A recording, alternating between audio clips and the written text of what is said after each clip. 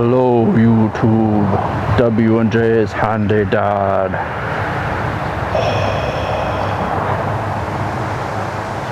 Today we're going to do an interior tour of the vehicle. In case you're wondering why I'm wearing a mask and talking silly, it's not because of the coronavirus, it's because of pollen. This stuff makes me sneeze like crazy, and this is the only way to prevent it when I'm outside. We'll start the tour with the 2010 P7B, and we'll start in the rear. My P7B rear seat is about as factory as they can be. It's got the vinyl police seat in it, and I've done no custom work up in there. The tint is the original tint, the only thing I did, and you see I kind of messed up cutting there, but I cut it around the third brake light because I actually got pulled over, and the DPS trooper said that my license plate light was dim and my third brake light was dim. And when I showed him that it was tinted, I basically came to the conclusion that it just needed to cut the tint away from there. And my license plate light actually was a little dim. It looked like it was about to burn out. And you see I keep the floors pretty darn clean. I learned a little trick using the foaming bubbles, and I've got a video coming on that, but it does a great job and it disinfects. When you're locked up as an inmate in the back seat, it's always helpful if you know how to get out of your handcuffs, and you can put down your rear window and escape,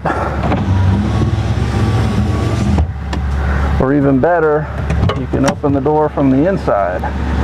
So if your car doesn't do those two things, I have videos to show you how to fix that. This one I got really lucky. They just had the child locks on for the rear doors, and the windows was just a cut wire. But most of the time they either pull the pins from in here, or if you're really unlucky, they've removed all the door rods, and then you're going to have to either find some or create some out of coat hangers, electrical wires, political signposts, whatever you can find. The passenger front is also very much stock. There's really nothing going on here. I've got the original police floors, original police seat. Didn't do any custom work on it at all. Very basic. It just has the knob there to adjust the angle of that, and then of course the manual will adjust under the front to slide it back and forth. And I know these are a mixed bag. I love these. I know a lot of people think they're cheap or whatever and they prefer to go to the junkyard, but for 25 to 30 bucks roughly at Wal Mart or Amazon, find one of these and it does the job well. Let's climb in and take a tour of the front seat. Oh! Oh! Oh!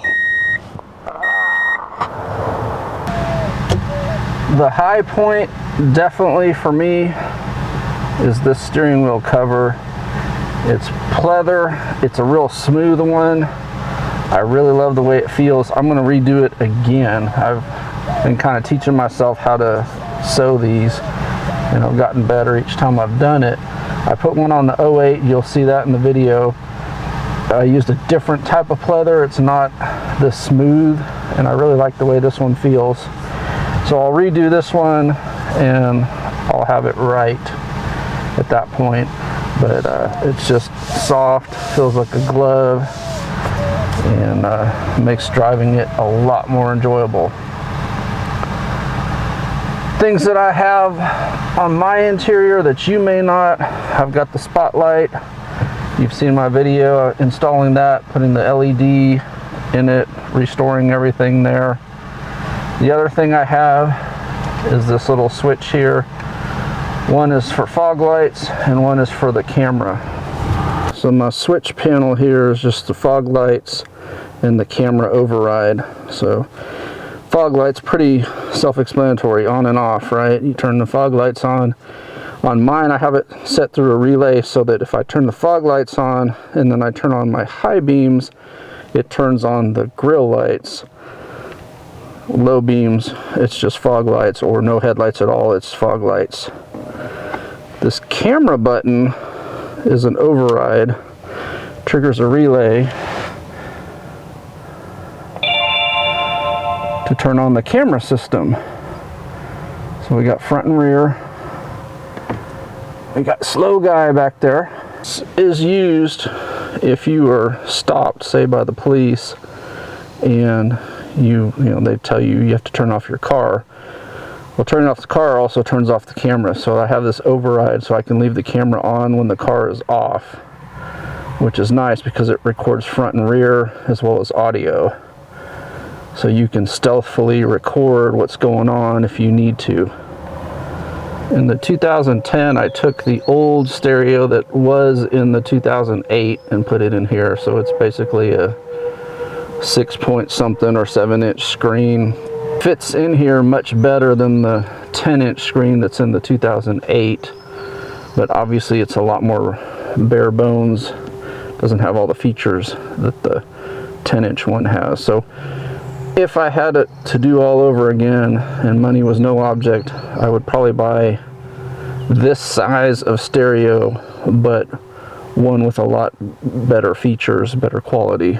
Both my 08 and my 10 have the cruise control built in. The 2010 has the adjustable pedals, but it doesn't have the power lumbar. So the 08 doesn't have the adjustable pedals, but has the adjustable lumbar. I've never needed to use these, so I would say I'd rather have the adjustable lumbar.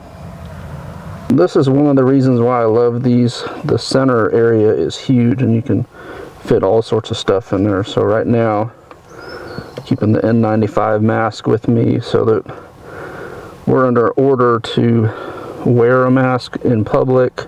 I don't think that order is really enforced very stringently, but you know, it makes you feel better to wear a mask sometimes. So I'm doing that, and then I just put this little metal bar in here with some screws, and then I have a flashlight mounted to it and a knife, and then I cut a hole here so that this could hang here.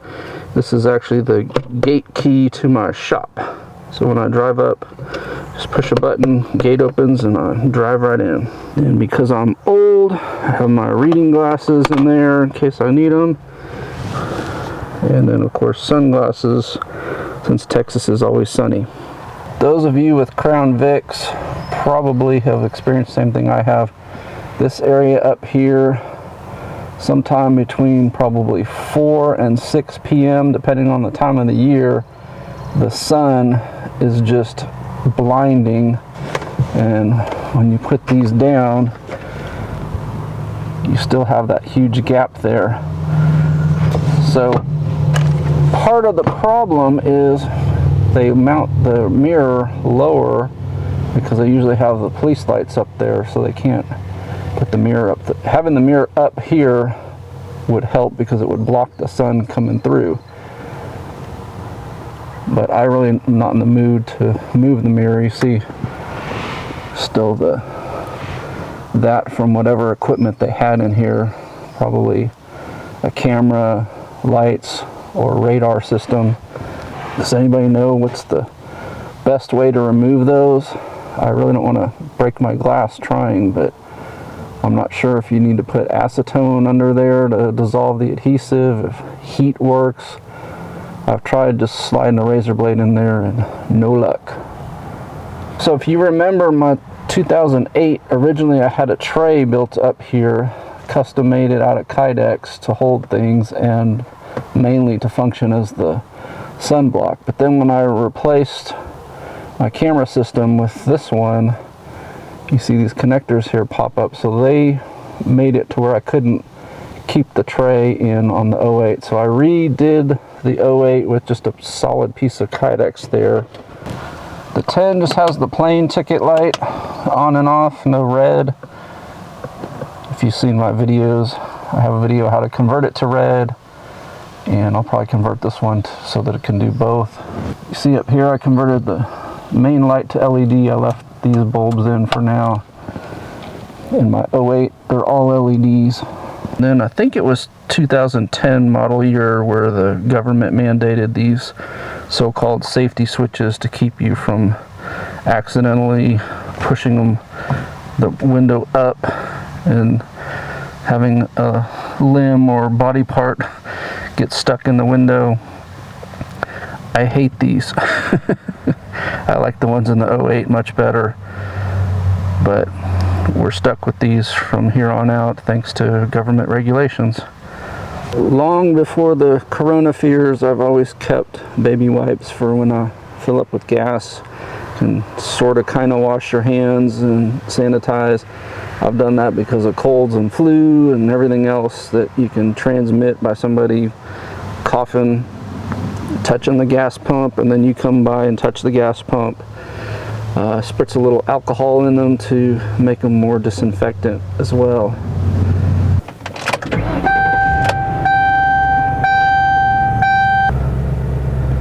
$1,269 idle hours, 142, 160 on the odometer. Everything's working, lights, gauges, all that stuff. It's real important to me, so whenever anything breaks I try to fix it one way or another. Also, all of these controls work. The direction of the airflow, the temperature of the air, everything works there.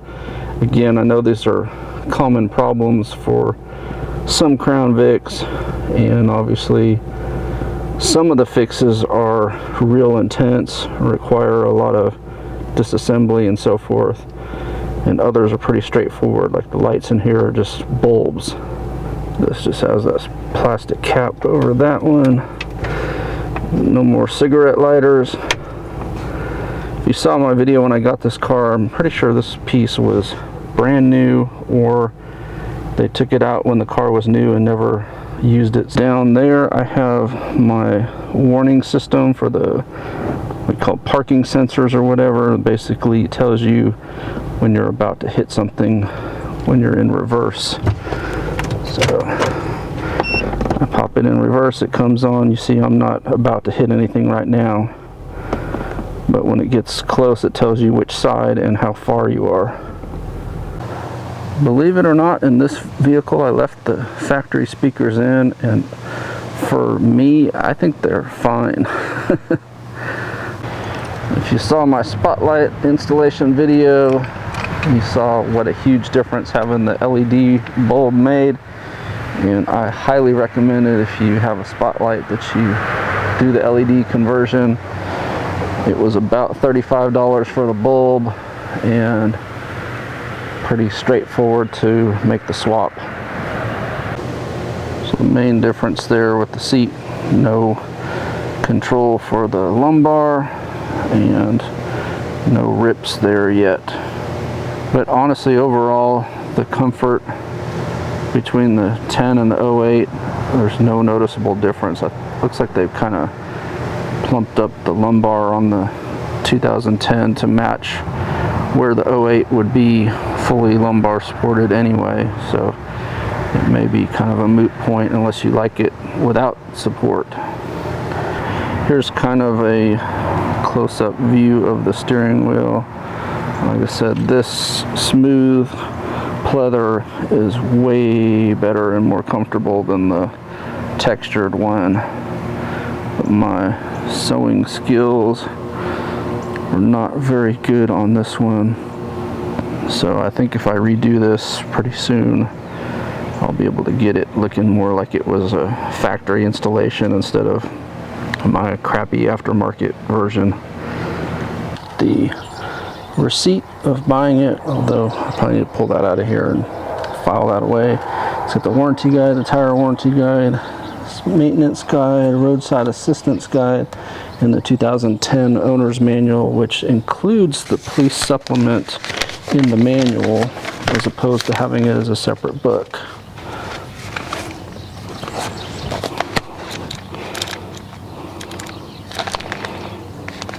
So you've got all your severe duty stuff in the back section here, including like all your fuses and police wires, idle meter, tells you the changes in the fluids to use compared to the civilian model. So it's helpful information, and when folks make nasty comments on my videos when I talk about what fluids to use or whatever, I'm getting it from here, and you're probably getting it from a different source. So use what you want to use, but I'm going to use what they recommend.